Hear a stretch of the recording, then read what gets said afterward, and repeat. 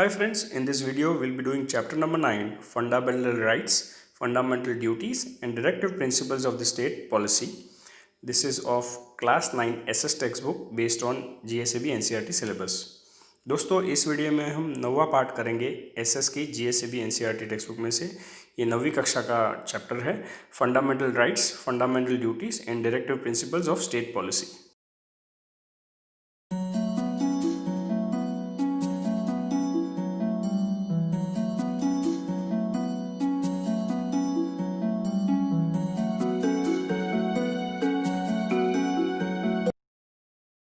Friends, as human beings exist on this earth, so do other species, and especially keeping in mind the humanity and the humans related to each other, there are a lot many rights and duties, fundamental rights and fundamental duties that a person is given by his or her own country. दोस्तों, इंसान और इंसानियत ये दोनों एक दूसरे से जुड़े हुए हैं और पृथ्वी पर इंसानों के साथ साथ और पशु पक्षी भी रहते हैं। लेकिन इस चैप्टर में हम मौलिक हक और मौलिक जवाबदारियों के बारे में पढ़ेंगे। We'll also study about the principles of state policy. So over here we'll be concentrating more on the policies that are set by our government, the Indian government, for humans that are or citizens that are of India. दोस्तों यहाँ हम ऐसे नीति नियम जो हमको मौलिक नीति नियम और उनकी जवाबदारी जो दी गई है उनके आधार पर जो प्रिंसिपल है वो स्टेट पॉलिसी के हिसाब से भारत में रहने वाले लोगों को, भारत के हिंदुस्तानियों में रहने वालों लोगों पर कौन सी हक दिए गए हैं, कौन सी फ्रीडम दी गई है, स्वतंत्रता दी गई है, इसके बारे में हम पढ़ेंगे। Friends, this again is an important and easy chapter. As usual I request you to sit back, relax and listen to this video properly. दोस्तों ये और एक आसान और सरल चैप्टर है। हमेशा की तरह मैं आपसे आग्रह रखूँगा कि आप रिलैक्स हो जाए और शांति से इस वीडियो को सुनिएगा। Friends, before we continue with this chapter I request you to please subscribe with our channel Gyan Guruvani. दोस्तों, इस पार्ट में आगे बढ़ने से पहले मेरा रिक्वेस्ट है आपसे कि आप हमारी चैनल ज्ञान गुरुवाणी के साथ सब्सक्राइब कीजिए। तो सब्सक्राइब करने के लिए मैं आपको 5 सेकंड देता हूँ। जल्दी से जल्दी सब्सक्राइब कीजिए, जल्दी। चलो 5 4 3 2 1 0। Thank you, thanks a lot दोस्तों। चलो आगे बढ़ते हैं पार्ट में। In the previous chapter we have studied Indian constitution, preamble and important pillars as well as the specific characteristics. हमने इससे पहले वाले पार्ट में भारतीय संविधान के बारे में, प्रीएम्बलम के बारे में और जो मजबूत स्तंभ है, जो महत्व के स्तंभ है उसके बारे में हमने स्पेसिफिक कैरेक्टर्स जो है उसके स्वभाव गुण के बारे में हमने जाना। In this chapter we'll study about the important characteristics of constitution, that is fundamental rights, fundamental duties and directive principles of state policies.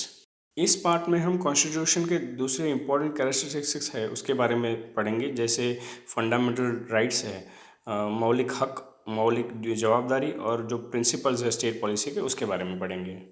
Human rights are those rights which not only give a person his or her basic existence but also overall development, in which society helps to construct an environment which enables him or her to grow. Human rights वो हक है, वो इंसानी हक वो हक है जो सिर्फ एक व्यक्ति को उसके अस्तित्व का अभाव नहीं कराते, लेकिन उसके पूर्ण विकास का, डेवलपमेंट की जवाबदारी सोसाइटी वहाँ उसका वातावरण खड़ा करके देखती है जहाँ उसको पूर्ण ग्रो होने की अपॉर्चुनिटी मिले। In every democratic country the citizens are conferred with basic right. हर डेमोक्रेटिक कंट्री में वहाँ के नागरिकों को ये बेसिक राइट्स दिए जाते हैं। A person is not discriminated on the basis of caste and can experience the basic rights. The protection of the rights are assured by society and nation as well. किसी भी एक व्यक्ति को उसके जात के आधार पर उसके साथ भेदभाव नहीं किया जाता, इसलिए वो बेसिक राइट्स अनुभव कर सकता है। वो राइट्स प्रोटेक्ट किए जाते हैं वहाँ के सोसाइटी के द्वारा और राष्ट्र के द्वारा। The person by his birth owns right which are his और her basic rights which are known as human rights. एक व्यक्ति जन्म से ही उस हक का जवाबदार होता है, उसको हक दिए जाते हैं जो उसके बेसिक तथ्य हैं, मूल्य हैं, और इसी राइट्स को, इसी हक को ह्यूमन राइट्स कहा जाता है। United Nations General Assembly has declared human rights on 10th of December 1948 and 10th December is declared as Human Rights Day.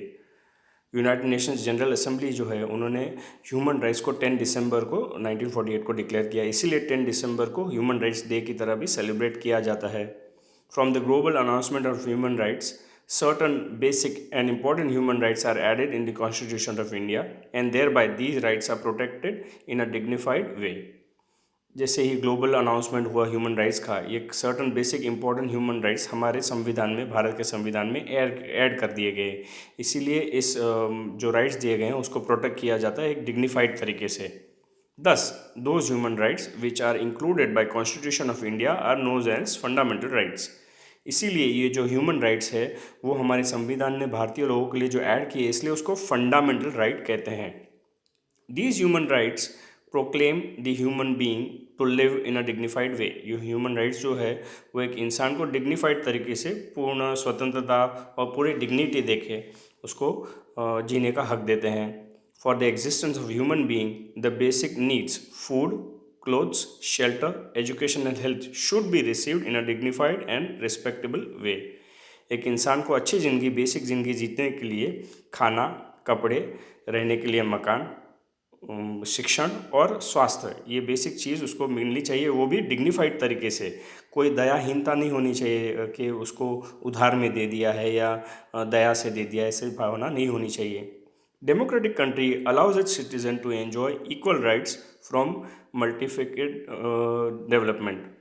Democratic countries अपने सिटीजन्स को ये राइट्स एंजॉय करने का अलाउ करती है मल्टीफेसेड डेवलपमेंट के द्वारा।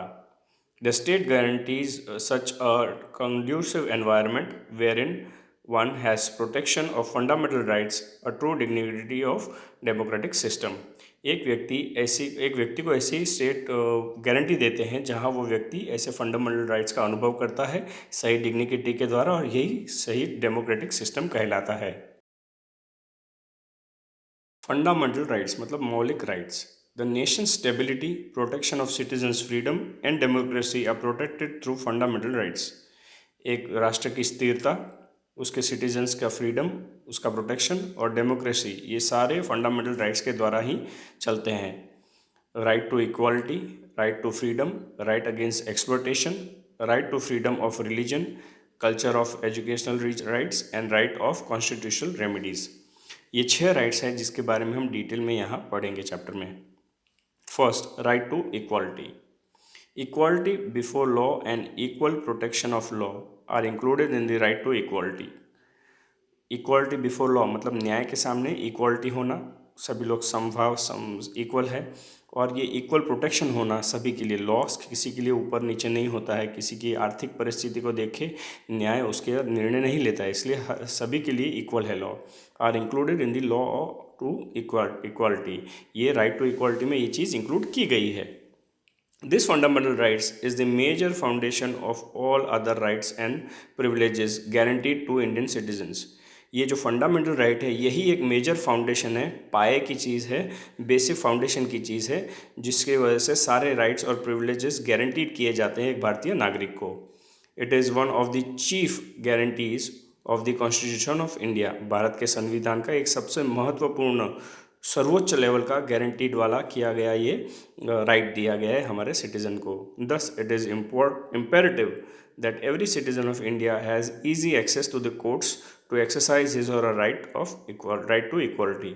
इसीलिए ये बिना कहने वाली बात नहीं है, समझने वाली बात है कि हर भारतीय नागरिक को ये चीज़ ईजी एक्सेस दिया गया है कि आप कोर्ट में अपना हक लड़ने के लिए इक्वालिटी के साथ वहाँ जा सकते हो। According to the right, so no person shall be shown favoritism on the basis of color, caste, creed, language, etc. इस राइट के द्वारा किसी भी व्यक्ति में भेदभाव नहीं किया जाएगा, उसका रंग, जात, भाषा के आधार पर कोई भी डिस्क्रिमिनेशन उसके साथ नहीं किया जाएगा। Law is equal to all, that is from the peon to the prime minister. If they act against law they are treated equally and they are bound to the general court of law. न्याय सबके लिए equal है, चाहे वो कोई peon हो या भारत का प्रधानमंत्री हो, सभी के लिए इक्वल है। मतलब अगर वो कोई गुनाह करते हैं, न्याय हर एक के लिए भेदभाव किए बगैर उनके सामने उनको खड़ा ही रहना पड़ेगा और उसको जनरल कोर्ट के द्वारा ही उनका न्याय होगा। However the president and the governor have certain privileges. इसके बावजूद जो हमारे गवर्नर होते हैं और राष्ट्रपति होते हैं उनको कुछ प्रिविलेजेस दिए गए हैं। In each and every circumstance the law should prevail equally.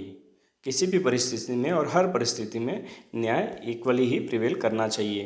There should be no discrimination और specific favouritism shown to any particular person और क्लास। किसी भी व्यक्ति के साथ भेदभाव या उसकी तरफ झुकाव नहीं दिखना चाहिए उस व्यक्ति के पर्टिकुलर कास्ट के ऊपर या क्लास के ऊपर। Every law should be equally डिसमेंटेड।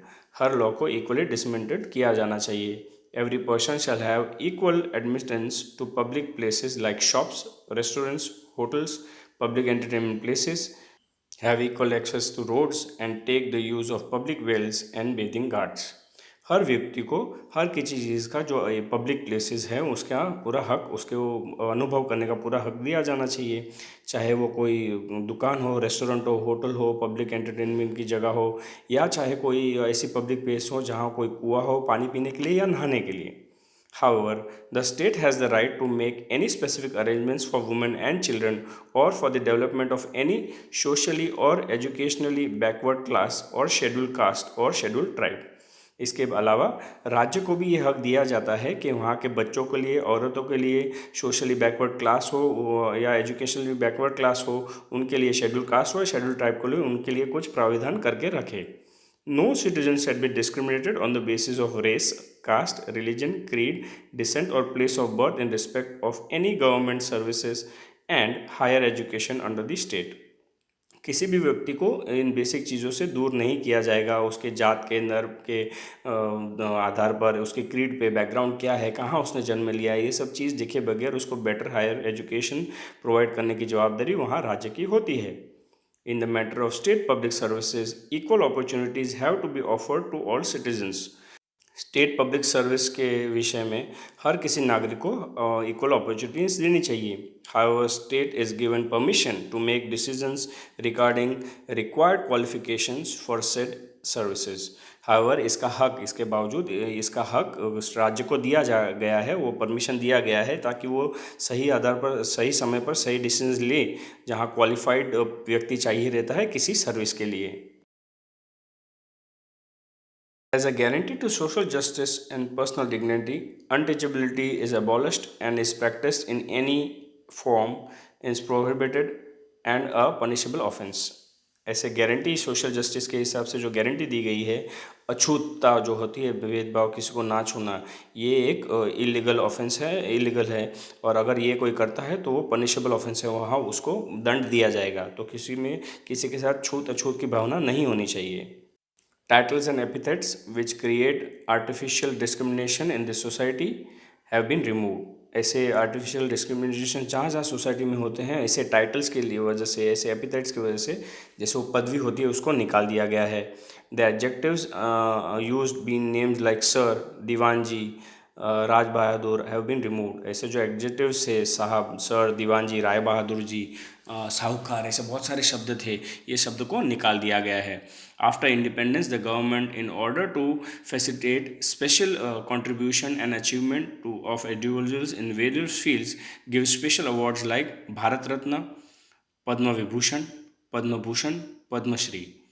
Bharat का जो हमारा संविधान चालू हुआ या जब जब हमको स्वतंत्रता मिली उसके बाद स्पेशल अवार्ड देने चालू हो गए हैं, जैसे कि Bharat Ratna, Padma Vibhushan, Padma Bhushan, Padmashri.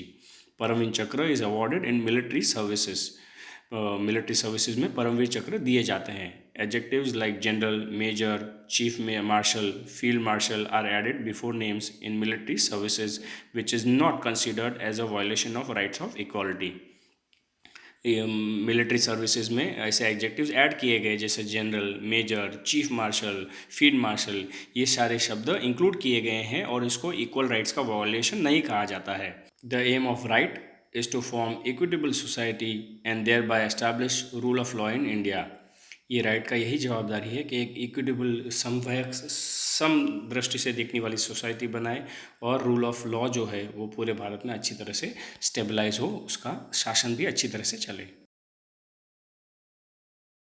To provide specific services to different types of groups or classes, there have been different types of provisions under the law। For example, there are different types of laws for advocates, doctors, teachers, insurance agencies, women's juveniles। अलग अलग तरीके के groups और को classify करने के बाद अलग अलग तरीके के लॉ बनाए गए हैं ताकि वो लॉ उनके ऊपर अच्छी तरह से हावी हो। जैसे कि एडवोकेट्स के लिए, डॉक्टर्स के लिए, टीचर्स के लिए, इंश्योरेंस एजेंसी के लिए, वुमेन के लिए, और बच्चे जो नाबालिग बच्चे हैं उनके लिए अलग लॉ बनाए गए हैं ताकि इनको जनरल कैटेगरी में आप तोल ना सकें। The principle of equal pay to equal work for equal work is also a part of this article. इसी आर्टिकल का एक हिस्सा है equal pay for equal work. Right to freedom.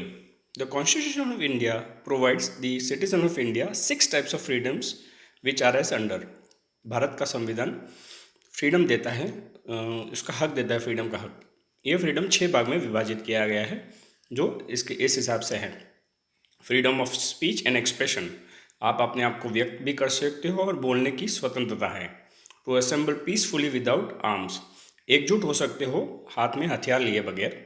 To form association और यूनियन, आप एक union बना सकते हो, एसोसिएशन बना सकते हो। To move freely throughout the territory of India, Bharat में कहीं भी आप फ्रीली घूमने का आपको हक है। To reside and settle in any part of the territory of India, Bharat में आप कहीं भी जाके वहाँ परमानेंटली स्थायी हो सकते हो। To practise any profession or to carry on any occupation, trade or business, कोई भी प्रोफेशन में कोई भी व्यापार धंधा आप कर सकते हो। The rights are the utmost importance for the overall development of personality and expression of Indian citizens for harmonious working of democracy and a healthy lifestyle. भारतीय नागरिकों को एक हेल्दी लाइफस्टाइल, एक अच्छा वर्किंग एनवायरनमेंट, अच्छी डेमोक्रेसी के साथ मिले, इसीलिए ये सारे राइट्स उसको दिए गए हैं उसके डेवलपमेंट के लिए। An individual cannot exercise these freedoms autonomously और इरेस्पॉन्सिबली, गैर जिम्मेदाराना तरीके से अपने मन मौती के हिसाब से कोई व्यक्ति इस राइट्स का इस्तेमाल नहीं कर सकता है। The state can control and limit these rights, this right of freedom if they go against the welfare, peace and security of the society. एक राज्य इस राइट्स के विरुद्ध, ये जो फ्रीडम दिया गया है उसके विरुद्ध स्टेप्स उठा सकती है अगर ये लोगों के वेलफेयर के लिए, उसकी पीस और सिक्योरिटी पर थोड़ा संशय कर सके, वहाँ थोड़ा प्रश्न आ जाए तो उस टाइम पे वो ऐसे स्टेप्स ले सकते हैं। This has been clearly mention in the constitution, ये अच्छी तरह से कॉन्स्टिट्यूशन में दर्शाया गया है। It has been stated in the constitution how the rights are exercise, ये राइट्स को कैसे एक्सरसाइज करना है ये भी हमारे संविधान में बताया गया है। Indian citizens have been given the freedom of speech and expression, भारतीय नागरिक को उसका स्वतंत्रता दी गई है, चाहिए वो चीज़ बोलने की और अपने विचार व्यक्त करने की। This can be explained either orally, verbally और through gestures, but that does not provide for exercising these rights in unlimited and unrestricted manner. हर कोई व्यक्ति अपने विचार मुंह से, वर्बली या जेस्चर्स से कोई इशारा करके दे सकते हैं, लेकिन वो एक्सरसाइज को अनलिमिटेड तरीके से या अनरिस्ट्रिक्टेड मैनर से आप व्यक्त नहीं कर सकते हो। Certain necessary control and limitations have been stated in the constitution, हमारे संविधान में उसके limitations क्या है वो necessary वो हमारे डिटेल में दिए गए हैं। The state can put required control through law and order for maintaining the unity and integrity of India, safety of the state, for amicable relation with foreign nations, public management and public peace, compromise and safety, morality, discipline, contempt of court, defamation, and providing violence for crime. हमारे राज्य ने इस पे control डाला है ताकि law and order maintain हो, हर व्यक्ति की डिग्निटी और इंटीग्रिटी वहाँ रहे, सेफ्टी मिल जाए स्टेट को, हमारे रिलेशंस जो फॉरेन नेशंस के साथ है उसके साथ, पब्लिक मैनेजमेंट और पब्लिक पीस मेंटेन हो, कॉम्प्रोमाइज़ और सेफ्टी पर कुछ हावी ना हो, मोरालिटी जो है कहते हैं ना, discipline of contempt of court में भी आपको एक डिसिप्लिन तरीके से रहना पड़ेगा, वायलेंस से दूर रहना पड़ेगा, ये सारी चीज़ें हमारे संविधान में इंक्लूड की गई है। दोस्तों, तो यहाँ ऊपर के पैराग्राफ से यहाँ तक यही बताया गया है कि हमको फ्रीडम मिली है, वो अच्छी बात है, हमारे संविधान ने हमको फ्रीडम दी है, लेकिन हर कोई व्यक्ति अपने दायरे में रहकर उस फ्रीडम का गलत इस्तेमाल ना करे, ये चीज़ संविधान में खास कर नोट की गई है। Friends, we have been given the required freedom by a constitution, but a person should not misuse the freedom that we have given, so such limitations have been properly explained in our constitution. It is the authority of the judiciary whether these many limitations are appropriate or inappropriate. ये judiciary की authority है कि ये जो limitations है वो appropriate है, सही है, पर्याप्त है कि अपर्याप्त है. The purpose behind the freedom of press, though which ideas and opinions packed forth for public welfare has not been separately mentioned. Press को जो फ्रीडम दी गई है, हमारे मीडिया को जो फ्रीडम दी गई है, वो कुछ अलग से मेंशन नहीं की गई है. It can be included in the right of expression. Right of expression में मीडिया को भी जो दी गई फ्रीडम वो इंक्लूड कर दी गई है. The latest amendment of 2009 in Constitution of India conferred free and compulsory primary education for the children between 6 to 14 years. जो लास्ट चेंजेस हुए हमारे संविधान में 2009 में, ये फ्री और कंपलसरी प्राइमरी एजुकेशन जो माध्यमिक लेवल का एजुकेशन है ये देना जाना चाहिए 6 साल से 14 साल के बच्चों के लिए. ये चेंज हमारे कॉन्स्टिट्यूशन में हुआ है. If a person is not convicted for a crime, then he cannot be sentenced to punishment or much more punishment than the one prescribed by law, cannot be given the punishment more than once, and cannot be given the same convicted person. एक व्यक्ति ने अगर कोई crime किया है तो उसका judgement, उसको पनिशमेंट देना चाहिए, लेकिन उसको पनिशमेंट लॉ के दायरे में ही रहना चाहिए और उसको वही जजमेंट आप 2 बार नहीं कर सकते हो, 2 बार नहीं दे सकते हो, क्योंकि वो कन्विक्टेड पर्सन अगर सेम है. No individual can be deprived of his life and liberty except for the procedure of law. किसी भी व्यक्ति को अपने जीने का हक और लिबर्टी का तोड़ने का हक नहीं है. ये जो हालांकि हमारे लॉ में दिया गया है, मतलब कोई व्यक्ति अपनी खुद की जान भी नहीं ले सकता है, सुसाइड भी नहीं कर सकता है, ये भी लॉ के अगेंस्ट है, हम जानते हैं. लेकिन अगर कोई व्यक्ति लॉ को तोड़े तो उसको लाइफ छीन लेने वाली जैसे फांसी की सज़ा हमारा लॉ दे सकता है. No one can be arrested without being hold the ground for such arrest. ऐसे अरेस्ट तभी होते हैं जब वो ज़मीनी तौर पर उसके अगेंस्ट प्रॉपर प्रूफ हो. If arrested, the person has the right to defend him or herself by a lawyer of his or her choice. अगर किसी व्यक्ति को गिरफ्तार किया जाता है तो अपने चॉइस के लॉयर के साथ वो अपना सुरक्षण, अपना केस रख सकता है सामने जज के सामने. An arrested person has to be brought before the nearest magistrate within 24 hours. एक व्यक्ति को जिसको गिरफ्तार किया गया है उसको नियरेस्ट मैजिस्ट्रेट में 24 घंटे के पहले सामने खड़ा रखना ज़रूरी है. Without the permission of the individual, no individual can be kept in the custody. एक व्यक्ति के परमिशन के बिना किसी व्यक्ति को कस्टडी में नहीं रख सकते हो. As per the Prohibition Act, the person under arrest will not be applicable to the aforesaid matter. Preventive detention. If the state anticipates any criminal deed or activity from any person, then a precautionary measures that person can be detained by the state under the Preventive Detention Act.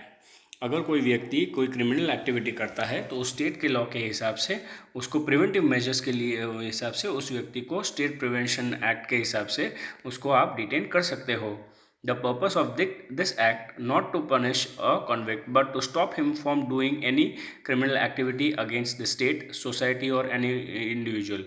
इस act का हेतु ये है किसी व्यक्ति को punish करना नहीं, लेकिन वो जो गलती करता है उसको स्टॉप करने के लिए, बार बार वो गलती आगे दोहराए ना, इसीलिए उसको स्टॉप करने के लिए सोसाइटी के अगेंस्ट हो, किसी व्यक्ति के अगेंस्ट हो या राज्य के अगेंस्ट हो, वो स्टॉप करने के लिए उसको पकड़ के जेल में डालते हैं. Under this act, a person can be detained for not more than 3 months. इस एक्ट के आधार पर एक व्यक्ति को 3 महीने से ज़्यादा समय तक आप जेल में नहीं रख सकते हो. The detained or order can be cancelled based on the opinion of the judges of Supreme Court or member of the advisory board. ये जो डिटेंशन उसका हुआ है व्यक्ति का, इसका ऑर्डर कैंसिल हो सकता है अगर सुप्रीम कोर्ट का जज या मेंबर ऑफ एडवाइजरी बोर्ड हो वो उस पर सहमति दे तो. The state can decide the terms of detention. वो डिटेंशन के जो टर्म्स एंड कंडीशंस है वो स्टेट डिसाइड कर सकते हैं. Right against exploitation. और दोस्तों ये चीज़ समझने के लिए नीचे बताए गए पिक्चर्स को आप थोड़ा सा ध्यान से देखिए तो आपको आइडिया आ जाएगा कि एक्सप्लॉयटेशन किसे कहते हैं. Friends, to understand what exactly the right to exploitation is, few pictures have been given at the bottom. If you look at them, you will get an idea what is exploitation. The main objective of the Constitution is to see that any person does not suffer exploitation in the hands of other person, and exploitation free society is established. Constitution ये चीज़ ध्यान देखता है कि एक व्यक्ति दूसरे का फ़ायदा ना उठाए और गैर फ़ायदा ना उठाए, और ये गैर फ़ायदे फ्री सोसाइटी एस्टेब्लिश करने का ध्येय हमारे संविधान ने किया हुआ है। This is objective of the constitution through this right. ये राइट के थ्रू हमारे को संविधान ने इस चीज़ को ऑब्जेक्टिव के तौर से रखा है कि ये चीज़ हर व्यक्ति को होनी ही चाहिए, मिलनी चाहिए। Human trafficking, drudgery, slavery and forced labours are banned. लोगों का अपहरण करना, ड्रगरी, गुलाम बनाना, उसको ज़बरन उससे मजदूरी करना, ये सब चीज़ बैन है। The वॉलेशन of this right is a punishable offence. अगर कोई भी व्यक्ति इस राइट को तोड़ता है तो उसको सज़ा ज़रूर होती है। Illegal trade of children and women, forced labour और impose slavery, work without pay and old drudgery system has been ended through this right. बच्चों का ट्रेड करना, औरतों का ट्रेड करना, ये व्यापार होता है। अगर आपने कुछ कुछ चीज़ें टीवी में देखी हो तो, फोर्स्ड लेबर, ज़बरन किसी से मजदूरी करना, या इम्पोज सेवली, उसको गुलाम बनाना, या उसके पास काम करना और उसको पैसे ना देना, बुजुर्गों की ड्रगरी सिस्टम, ये सारे इस राइट्स के द्वारा इम्प्लीमेंट किया गया है। To take work from any person without paying them और paying him less than minimum wages, forced और imposed labour is a punishable act. किसी व्यक्ति से काम कराना, उसको पैसे ना देना, या तय किए गए मिनिमम वेजेस उस राज्य के लेवल पर अगर है उससे कम अगर पैसे देते हो, या वो ये फोर्स या इम्पोज लेबर कहलाता है, और ये पनिशेबल ऑफेंस है। मतलब इसका आपको पनिशमेंट ज़रूर होगा। Any child under the age of 14 cannot be made to work in a factory, mine or any dangerous profession, garage, hotel, or cannot be employed as a household servant. कोई भी बच्चा जो 14 साल से कम उम्र का है वो किसी भी फैक्ट्री में, खदान में, या किसी डेंजरस प्रोफेशन में, गैरेज में, होटल में, या उसको कोई काम पर भी एज अ हाउस का सर्वेंट, घर पर काम करने वाला व्यक्ति, उसके हिसाब से भी उसको काम पे आप नहीं रख सकते हो। Under the prohibition of child labour act all these are punishable offence. Child labour act के तहत ये सारे पनिशेबल ऑफेंस हैं। Mandatory services can be sought from any person for the purpose of public welfare of the state military services in any field irrespective of religion, gender, caste or class, with or without remuneration. Mandatory services आप ले सकते हो किसी भी व्यक्ति से अगर वो स्टेट मिलिट्री सर्विसेज से हो, जहाँ पे रिलीजन, जेंडर, स्टेट, कास्ट इसका डिस्क्रिमिनेशन नहीं हो सकता है, विदाउट रेम्यूनरेशन, पैसे दिए बगैर भी ये सारी सर्विस आप ले सकते हो उनसे। Right to freedom of religion, आप कौन सा धर्म चूज़ कर सकते हो उसका भी फ्रीडम हमको हमारे संविधान ने दिया गया है। Any citizen of India can follow any religion of choice, can promote or propagate the same is mentioned in the provision of Constitution of India। भारतीय संविधान में ये कहा गया है और दर्शाया गया है कि कोई भी भारतीय नागरिक अपने चॉइस का रिलीजन चूज़ कर सकता है और उसको प्रमोट भी कर सकता है। But this right is to be enjoyed within permissible limits so that it does not affect the freedom of public administration, morality and health of the society। लेकिन इसके भी एक लिमिटेशंस दी गई है जिसकी वजह से किसी एडमिनिस्ट्रेशन में तकलीफ ना हो, मोरालिटी और हेल्थ सोसाइटी की हानि ना हो उस पर। The religious gatherings, offerings of prayers are not included in this. Religious gathering, prayer के लिए, प्रार्थना के लिए मिलना ये सब इसमें इंक्लूड नहीं किया गया है। The state of India does not have any religion of its own, or the Indian state is not run as per the principles of any religion or sect। Bharat का जो राज्य है ये किसी धर्मनाथ के आधार पर खड़ा नहीं है। द इंडिया स्टेट उस पर रन नहीं करता है और उसके खुद के अपने प्रिंसिपल्स है जिसके हिसाब से वो चलता है। The state cannot interfere in the religious matters और religious believes of any group. एक राज्य किसी भी ग्रुप के रिलीजियस मैटर्स में या रिलीजियस ग्रुप्स के मैटर्स में इंटरफेयर नहीं कर सकता है। The religious group has been given the freedom to establish any religious organization and can manage and administer them for religious and philanthropic aims। कोई भी एक धार्मिक ग्रुप अगर हो वो उसके फ्रीडम्स को एस्टेब्लिश कर सकता है, उसके ऑर्गेनाइजेशंस को मैनेज कर सकता है, उसके रिलीजन्स को एडमिनिस्ट्रेशन कर सकता है, और फिलैंथ्रफी मतलब समाज सेवा के काम उसके द्वारा अगर वो कर रहा है तो उसको करने का पूरा हक हमारे संविधान ने दिया है। The state cannot use the funds collected through public taxes or public funds for the benefit and development of any specific religion and sect। लोगों से कलेक्ट किए गए फंड्स, टैक्सेस अगर हो या पब्लिक फंड्स हो, ये किसी रिलीजन को या किसी ग्रुप को डेवलप करने में वो पैसे इस्तेमाल राज्य नहीं कर सकती। The educational institute running on government grant cannot impart religious education or compel the students to practice in any religious education or attend any religious meet।